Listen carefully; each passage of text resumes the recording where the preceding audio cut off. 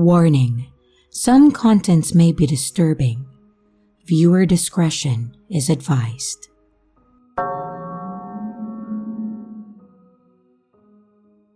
So, this didn't happen to me but a friend of a friend. She told me that her friend had met a guy on Tinder from another city whom she had been texting for a little while. They had planned to meet up at her apartment one night. And the whole time that he was there, she got a really weird and creepy vibe from him. He would make morbid jokes and tease or flirt with her in a super creepy way. For example, telling her that he loved her tits, but that they would be much bigger and therefore hotter if she was 200 pounds heavier. When it was time to go, he seemed reluctant to leave and asked if he could stay, but she refused, and then he finally left. Half an hour later, however, he was back at her front door asking if he could spend the night at her place because he had missed his train. She reluctantly agreed to let him sleep on the couch for the night, but when she went to bed, she made sure to lock her bedroom door. At some point in the night, she heard strange sounds and him creeping through her apartment. A few moments later, he was knocking on her door, saying that he needed help with something. But her gut feeling told her not to open the door, so she just stayed put. When morning came, she cautiously left her room and looked through her apartment. He was gone apparently, but she discovered her bathroom was entirely covered in foil. Always make sure to trust your gut and meet your Tinder dates in a public place if it's your first time, guys. You just can't really gauge what a person is like from just texting them.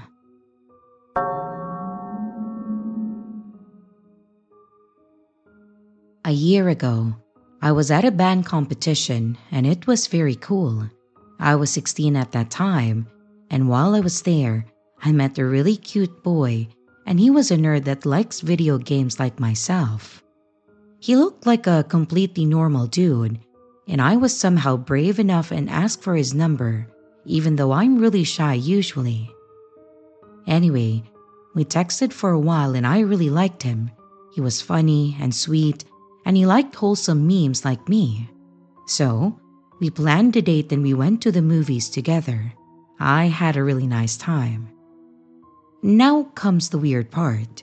We were texting for a bit, and we both asked each other random questions. Just to get to know each other. It was normal and all until he asked me, "What would you do in a zombie apocalypse?" I answered that I would probably be the first to die, which is true, then.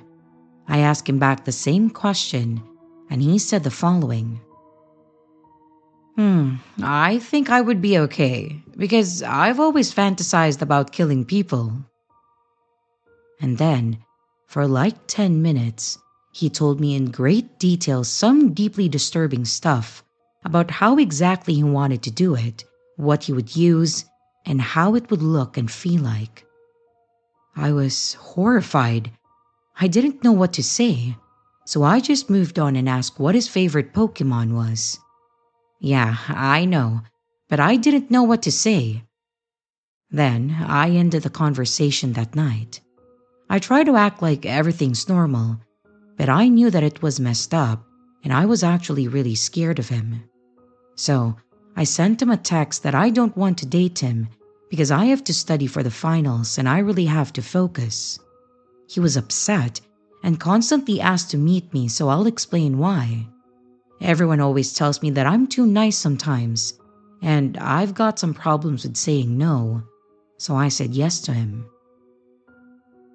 I'm stupid and I'm well aware, but I just felt so bad. What if he was just joking and I misunderstood it? My parents only agreed that I meet him at the house so they know that I'm safe. So yeah, he came over, and my entire family was home watching TV that day. There were my aunts, cousins, and my grandpa, and they all got weird like, "Oh, who's the boy?" It was so bad. So he then comes into my room, sits on my bed, and I eventually tell him that he kind of freaked me out that day. He then says, I knew it had something to do with that. And he then started telling me even more things, like how his school told him at some point last year that he can't come to school because he, and I quote, is a danger to himself and others at school, and that they can't have him there until he goes to a psychiatrist that will make sure that he is stable. And then he said that he went to the meeting and faked being okay, which is the biggest red flag. I mean, how good of a liar is he? I know from other side of school a little bit about what happened that led to this, but I will not share it as it is triggering and also very private to him. He also said that at night, he mostly doesn't sleep because he has hallucinations. I was freaked out. I kept saying that it's okay and not messed up at all. I tried to understand, and I think that I did. He has some problems, and it's not my place to solve him. But he is a dangerous person to me, and I should keep my distance. He isn't a bad person. He just needs to solve some things within himself. So, I tried to cut things off. But he kept texting me every day around the same time, asking to chat, asking to meet, and every time I said that I couldn't. This went on for about 2 weeks, and at one point I said that I can't chat because I was going to do a show at a teens club, where I met him in the first place.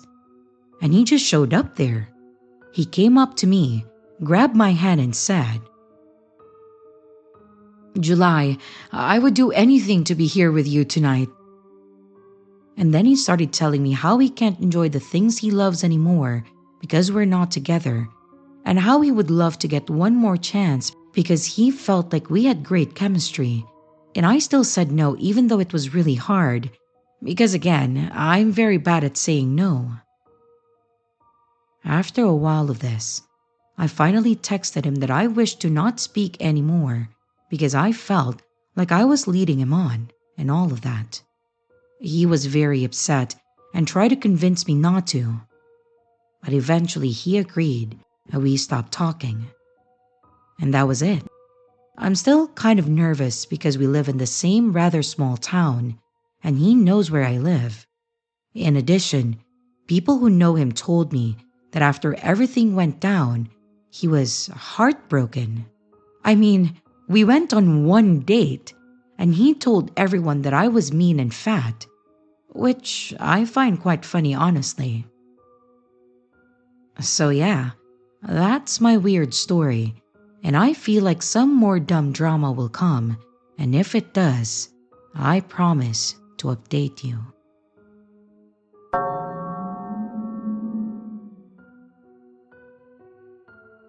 My name is Shirley, and I would like to share a story that has forever changed the way that I view online dating. I'm 29 years old, and I have always been a bit of a romantic, believing in the idea that you could meet your soulmate by chance. This led me to create a profile on a popular online dating site. I don't want to tell you which one, but you probably already have an idea which one it is. That's where I met Christopher. Christopher seemed perfect. His profile picture showed a handsome, well-groomed man with a kind smile. His interests matched mine almost exactly: books, movies, and a love for late-night discussions. I swiped to match him, and I was hoping that he would do the same. And when I checked my phone a couple of hours later, I saw that he did. I was so excited. We started chatting, and I was instantly drawn to his wit and charm. He knew just how to make me laugh, and our conversations flowed effortlessly. It felt like we had known each other for years. After a few weeks of chatting online, I was comfortable enough since I didn't notice any red flags about him. So, we decided to meet in person. We arranged to meet at a small cafe downtown. I was nervous, but I was also excited. And when I arrived, Christopher was already there, waiting with a warm, welcoming smile. He looked just like his pictures, and our chemistry was even better in person. We spent hours talking, and before I knew it, the cafe was closing. Over the next few weeks, we went on more dates. We visited museums, we went for walks in the park, and we had a dinner at cozy little restaurants. Everything just seemed perfect. Christopher was so attentive. He was always making sure that I was comfortable and happy. He was such a gentleman, and I found it easy to trust him. I felt like I had found someone truly special for me. So, we finally made things official. However, as time went on, I started noticing small things that didn't quite add up. Christopher would occasionally make comments that seemed off or inconsistent with what he had told me before. For example, he mentioned having a sister who lived out of state, but later, he then spoke about her as if she was just living nearby. I brushed it off, thinking I must have just misunderstood. One night, we had a deep conversation about our past. Christopher opened up about a difficult breakup that had left him weary of relationships. He seemed so vulnerable, and I just felt a strong urge to comfort him and just be there for him, you know? But looking back at it now, I realized that this was the moment that he started to manipulate my feelings. Despite all these small inconsistencies, our relationship continued to grow. Christopher was incredibly attentive. He always knew the right things to say and do. But then, he started becoming a bit too involved in my personal life. He would ask detailed questions about my friends, my family, sometimes making me feel like I was being interrogated. Again, I dismissed these feelings, just attributing them to his caring nature. One night, after a lovely dinner, Christopher walked me back to my apartment. As we stood outside my door, he mentioned how it would be nice to spend more time together. He suggested that we exchange keys to each other's places. I hesitated. I felt a bit uneasy about the idea. I couldn't decide if it was really weird or maybe it was just a thing and I didn't know about it. He could probably see the doubt on my face, so he reassured me, saying that it was a sign of trust. And against my better judgment, I agreed and I gave him a spare key. Shortly after this, I started noticing strange things happening around my apartment. Small items would be moved, and sometimes I felt like someone had been there while I was at work. If I asked Christopher if he has been to my apartment, he would deny and say that of course he would never do that unless he told me in advance. I told myself that I was just being paranoid and that there had to be a logical explanation for this. But the feeling of unease was in the back of my mind. One evening, as I was getting ready for bed, I received a text message from Christopher. He was unusually cold and distant, saying that he needed to talk to me about something important. My heart sank, wondering if he was about to break up with me. I couldn't think of any reason that he would break up with me though. So, we just arranged to meet the next day at a local park. The next day, I went to the park feeling anxious and worried. When I arrived, Christopher was already there and he was pacing back and forth. Without any preamble, he started accusing me of being unfaithful, saying that he had proof that I was seeing someone else. I was shocked and confused. I haven't done those things. He showed me screenshots of messages that were supposedly from my phone, but I have never seen them before. It was horrible how he was just making shit up about me. But it dawned on me that Christopher must have somehow accessed my phone or social media accounts. The realization made me feel sick to my stomach. I tried to explain that I had no idea what he was talking about, but he refused to listen. He became increasingly agitated, accusing me of lying and betraying his trust. And the conversation was going nowhere, so I just left the park feeling shaken and scared. My mind raced as I tried to piece together what had happened. Christopher had never given me any reason to doubt him, yet now he was accusing me of things that I hadn't done. When I got home, I decided to check my phone and my computer for any signs of tampering. And to my horror, I found several unauthorized login attempts on my account. I was desperate for answers. I didn't understand what was going on. Was he accessing my accounts? And even if he did, I didn't cheat on him. Where did he get those messages? I didn't know what to think, so I just reached out to a friend of mine who worked in IT. She agreed to help me figure out what was going on. After some digging, she discovered that someone had indeed been accessing my accounts remotely. It was clear that Christopher had somehow hacked into my personal information, or maybe he accessed it when he entered my house without letting me know, because my socials are still logged in my computer. It was so weird how my boyfriend was accessing my socials and my devices and then making up lies about me cheating. Isn't that just messed up?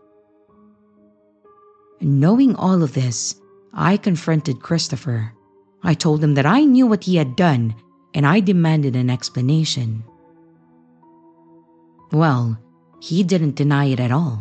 Instead, he tried to turn the situation around, claiming that he had only done it because he loved me so much and he wanted to protect our relationship.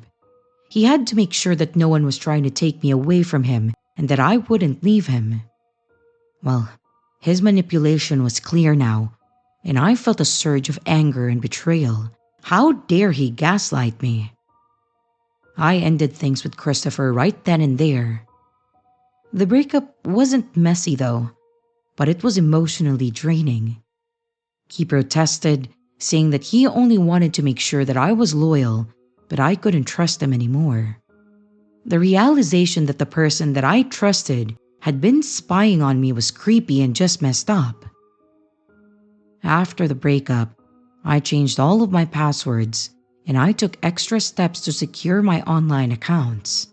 I also decided to move to a new apartment. I felt unsafe in the place Christopher had access to.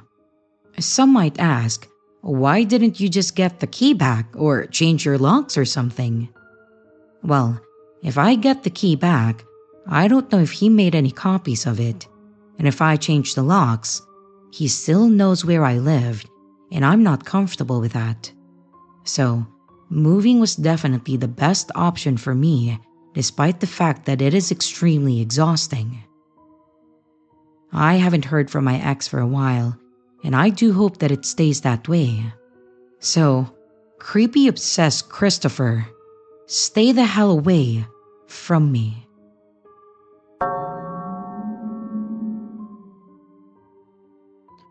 I met this guy on a popular dating app.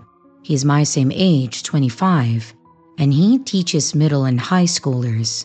He loves to cook and be adventurous and also funny. And he really seems like the whole package and we got along great. We had a lovely first date, went to a bar, got a drink, then took a stroll for ice cream. We parted ways after this, and he asked to see me again, but didn't even try to kiss me. Honestly, it was refreshing. I feel like people so often rush intimacy, so I appreciated the slow pace. We went on several more great dates over the next few weeks. My favorite one was going roller skating followed by an arcade. And then, we night-capped for a beer and some pool. At this point, we're getting pretty comfortable with each other, getting a little handsy, making out a bunch, but mostly filling out days with fun activities. We got really into playing pool with each other and would end most of our dates this way. We were a little tipsy and curled up in a corner of my favorite bar when he asked me, If you could go back and change anything about your life, what would it be? I don't know why I picked this event out of everything, but I picked this one encounter that I had as a child. I was a ballet dancer, and this much older man was externally inappropriate with us younger dancers. I briefly told him the story, said I wished that it never happened, or at the very least, that creep would have gotten kicked out. He was sympathetic and caring, and I asked him the same question he asked me. If you could go back and change anything about your life, what would it be? He glanced down and back up at me, let out a sigh and said, "Well, I hooked up with a 15-year-old a few months ago." Obviously shocked, I asked him to explain exactly how that happens.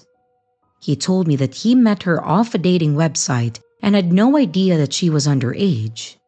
But he found out after they slept together, then continued to hang out with her, but he said that they didn't do anything sexual and that they were just friends.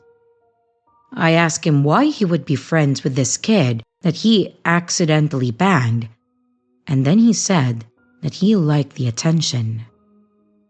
Not only do I absolutely not believe that he didn't know that she was 15, I mean, he spends all his days with middle and high schoolers, but I seriously don't believe that they didn't do anything further, Mr. I like the attention. Completely repulsive and pathetic. I'm glad that I dodged that bullet. I wasn't sure what to do because I have no proof, and I didn't even know the girl's name. So I called a sexual assault hotline and I asked them for advice on what to do. The very nice lady told me that the cops would be pretty useless since I don't have any concrete information, but she did say that I can contact our state's Board of Education and they will automatically launch an investigation. It's not much, but it's the best that I could do, and I really hope that he doesn't hurt any more kids. Seriously, fuck that guy.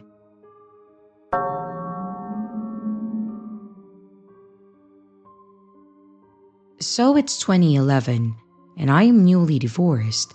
I am in my mid-20s and a single mother. So, I decide to try out some dating sites. I start talking with this guy on one of the dating sites, and it seems that we have a lot in common. He also seems pretty normal. So I decided to give him my phone number, and we continue chatting via text and phone calls. One day, I suggest that we go get some coffee to meet up. He states that he doesn't drink coffee. Well, okay. So I suggest that we get some drinks at a bar. He also says that he doesn't drink alcohol. Then, he says he has a great idea, and that's for us to go on a hike, and I reluctantly agreed. He wants to go to this place called Batstow in South Jersey, which is a historic village with old abandoned buildings, hiking trails, and is the home of the Jersey Devil. So, I suggest that we meet in the main parking lot. But no, he has a better idea. He says that we should meet at a train station nearby, and then he will drive us over because he knows of another entrance with better hiking trails. I, again, reluctantly agree, not wanting to be rude. So the day of the date comes, and for whatever dumb reason, I don't tell anyone that I'm doing this. I think because I was embarrassed that I was using a dating site, and I knew somewhere in the back of my mind that my friends would have talked me out of it. So, I pull into the train station, and he's there in his late 90s Bronco. Not so bad. We can't all afford newer cars, right? He then gets out, and is actually the guy from the pictures, and I have an internal sigh of relief. We then get into his car and start to head to a secret hiking trail entrance. We have a nice conversation on the way there, and everything seems good. We get there, and as we're getting out of the car, I go to grab my phone, and he says, Oh, no, no, just leave it there. I have mine.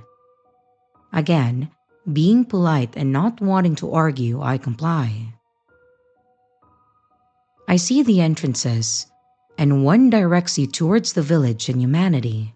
So, I naturally suggest that one. But he says no, and then he points to this other trail that goes God knows where. I, again, being the good girl that I say I am, say okay. Right before we go to set off, a bit of a rebellion sets in, and I'm like, you know what? I should really have my phone with me. He then starts to argue, and I'm like, no, I need it in case the babysitter calls about my son. He then gives in and unlocks his car, and I grab my phone. We then set off this trail side by side. We are talking and everything seems okay. I start thinking that maybe I was overreacting before and that everything is all good. Well, we get to a part in the trail where you can only go one by one, so I say that you go first and I will follow. He says, oh, no, you go, so in case you trip or anything, I can grab you. I do that nervous giggling thing, and I politely decline saying how bad I am with following paths. But he then insists that I go first in a stern voice, and I stupidly comply. The trail is getting narrower by the second, and the woods are getting darker because of the amount of trees and brush. We are now no longer talking, and the only sounds are the crunching of our footsteps. The panic starts setting in, and I look back at him, and he's just got this scowl on his face and a dead look in his eyes. I try to smile at him, but nothing. So I stop, and I say, you know what? Let's turn back. I liked it better when we could walk to each other and talk. And I was still trying to be polite. He says that he wants to keep going this way, so I say no, and that I really want to go back the other way, and I start to do just that. As I go to walk past, he then grabs my arm and then blocks my path. I don't say anything, and I just casually grab my phone out of my pocket, not saying anything. He then lets me go, and we walk back towards the car in silence. Me with my phone in my hand the whole time, I amazingly did have a signal. And as we reach the clearing where the cars are parked, he looks at his watch and states that he has to go now and that he has somewhere to be.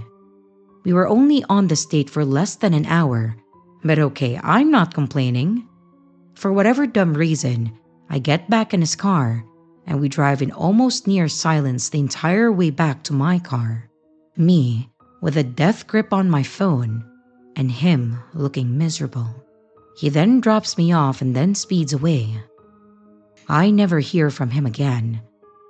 I want to believe that there was no chemistry between us, but let's be honest, when I decided to fuck politeness and grab my phone that day, I spoiled his dastardly plans.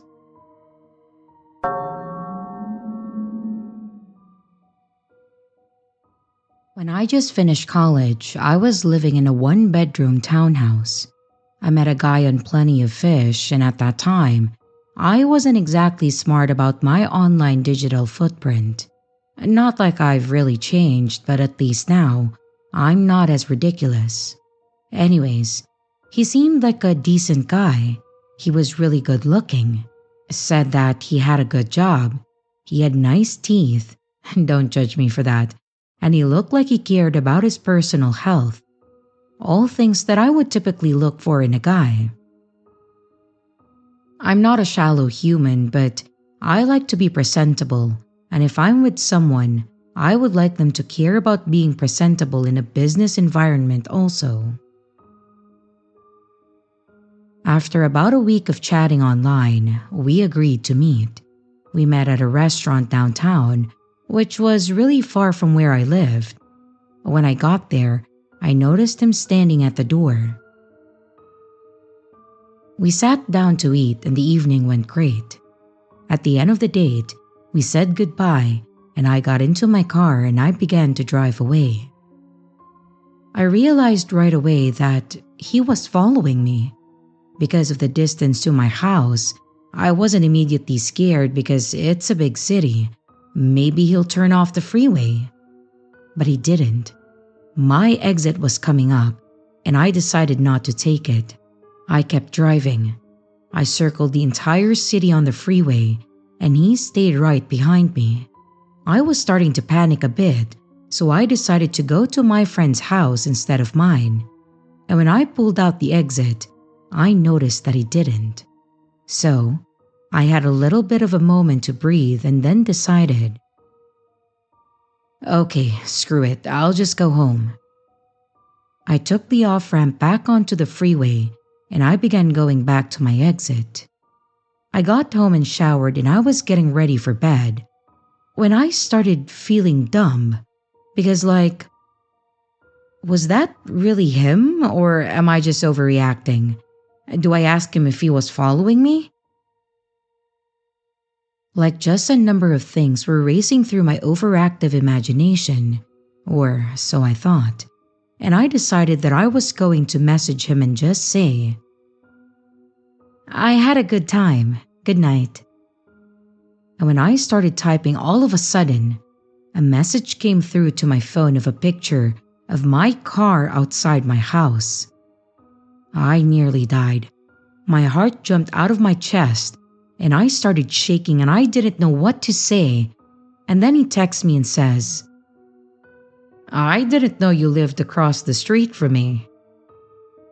I've met my neighbors and not once have I ever met him. There's a huge apartment complex kitty corner to my townhouse, so maybe that's where he lived and I don't know. I popped up and went to look outside, and there he was, just standing there outside like he was waiting for me. I opened the door and he asked if he could come in and if I still wanted to hang out. I told him that I was exhausted and I'd rather just crash out as it had been a long day. The next morning, I woke up to go to work and my windshield had been smashed, my car was keyed, and my back 2 tires were slashed. And as I was noticing the damage to my vehicle, the guy comes out of his car with 2 coffees and is like, oh, I thought that I would surprise you with morning coffee. So again, I'm freaked out. I called the cops and I reported the damage to my vehicle. The guy offered to drive me and something in my gut was like, no, don't get in that car. So I called my boss and told him the situation and I explained that I wasn't going to be there until after the police came. This guy just hung out the whole time, by the way. When the police finally got there, this guy was acting really suspicious. He walked away and he was hiding on the other side of his car. I filed a report and the police basically said, well, I hope you have insurance. And then they were on their way to leave. They pulled around the corner and then all I heard was the siren on the cop's light turn on and the cops scream, freeze! Put your hands in the air and get down on your knees. I look and the cop's got his gun drawn at the sky and this dude's on the ground getting arrested. I spoke with a cop after he got into the back and then he explained that this guy was wanted for stalking, breach of probation, assault with a deadly weapon, fraud, and aggravated sexual assault. I was shook. It took me a couple of days to get over the hypothetical situations that could have happened. About a week later, I was on my way out the door to work, and guess who was sitting in my driveway? We live in Canada, so essentially, you're released on conditions until you go to jail. I told him that I was late for work, but that I would call him when I was done with work. I never went to work that day. I went and I found a new apartment on another area of the city. I also changed my phone number and I hired my friend's husband and his friends to go pack my apartment up and then move it to their place for a month and then move it to my new place because I was so scared that this dude would follow them while moving. So yeah, that's my horror story, the first time that I used plenty of fish.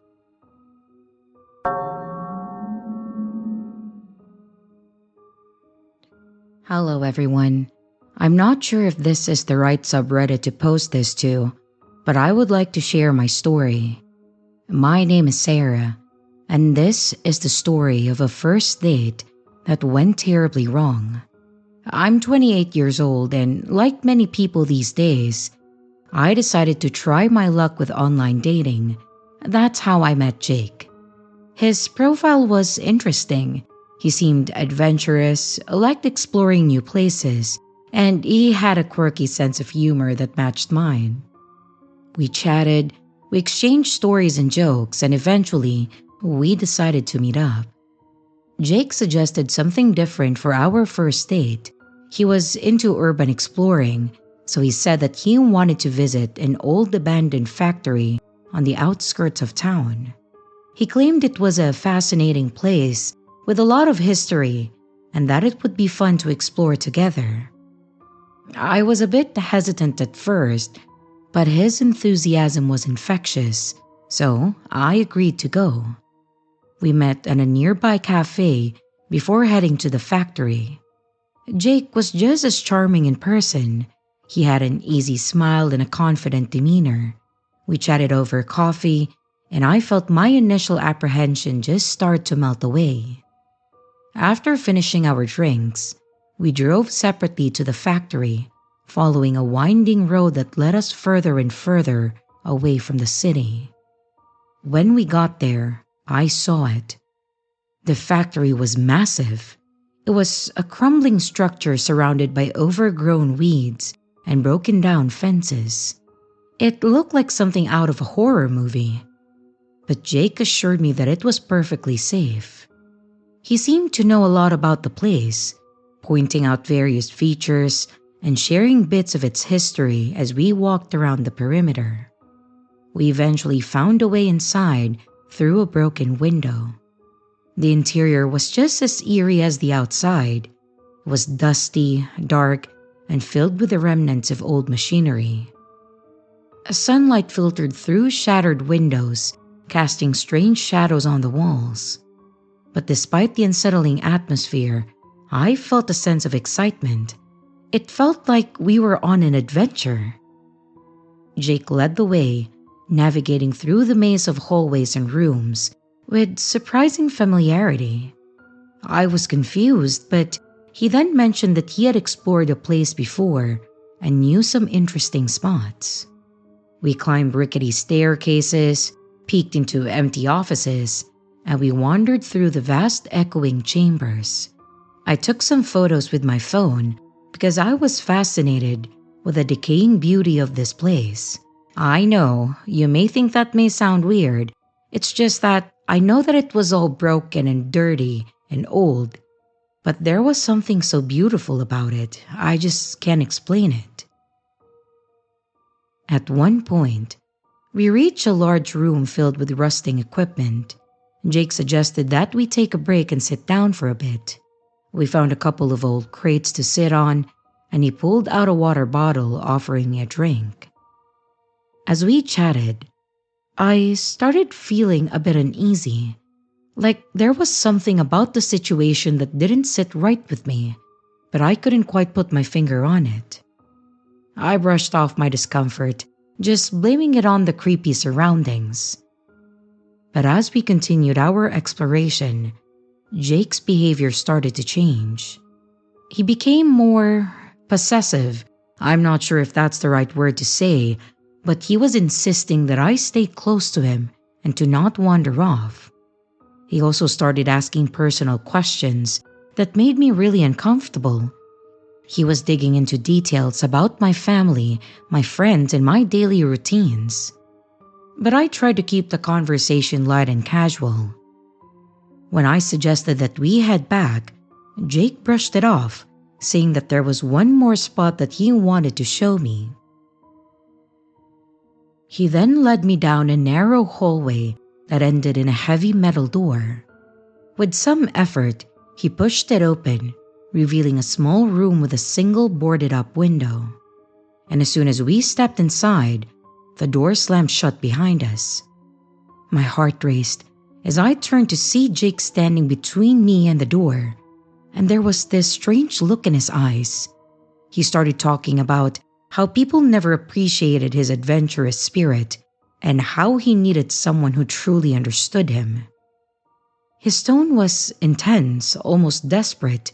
I couldn't understand what he was trying to say to me, but there was one thing that I definitely understood: that I was in a potentially dangerous situation. The isolated location, Jake's sudden shift in behavior, and the fact that he had led me to this secluded room all pointed to one thing: I needed to get out of there, and fast. I tried to stay calm, making up an excuse about needing to leave soon because I had plans later. Jake's expression hardened, and he stepped closer, blocking my path to the door. Panic set in, but I forced myself to stay composed. I needed to find a way out without provoking him further. And just then, I heard a faint noise coming from the hallway outside. It was the sound of footsteps, and they were getting closer. Jake's attention shifted for a moment, giving me the opportunity that I needed. I darted past him, grabbing the door handle and yanking it open. I then ran down the hallway with my heart pounding in my chest. As I reached the main area of the factory, I saw a group of teenagers, likely here to explore the place like we had. There was a couple of them, 4 or 5 maybe, I don't quite remember, and they looked surprised to see me running towards them. I quickly explained that I needed help and that someone in the building was making me uncomfortable, and they didn't hesitate to come to my aid. With the teenagers in tow, I made my way out of the factory and back to my car. Jake didn't follow me. He must have realized that with the witnesses present, he couldn't do anything to me. I thanked the teenagers profusely, and then I drove away, my hand shaking on the steering wheel. Looking back, I realized how lucky I was that those teenagers showed up when they did. The whole experience left me shaken and paranoid, and I took a break from online dating. I never heard from Jake again, and I didn't try to contact him either. That experience was a strong reminder that I need to be cautious about the people I meet and where we meet. Some adventures are just not worth the risk. So to Jake, wherever you are, let's never meet again.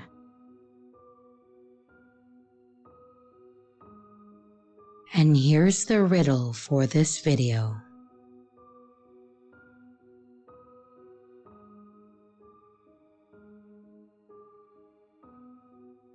Hello everyone, it's your creepy sister here. Thank you so much for watching the video. I really appreciate it. I would also like to give some extra love to my Patreon members, my channel members, and also my tippers. Thank you so much. If you would like to extend a little bit more support for the channel, don't forget to leave a like and a comment down below.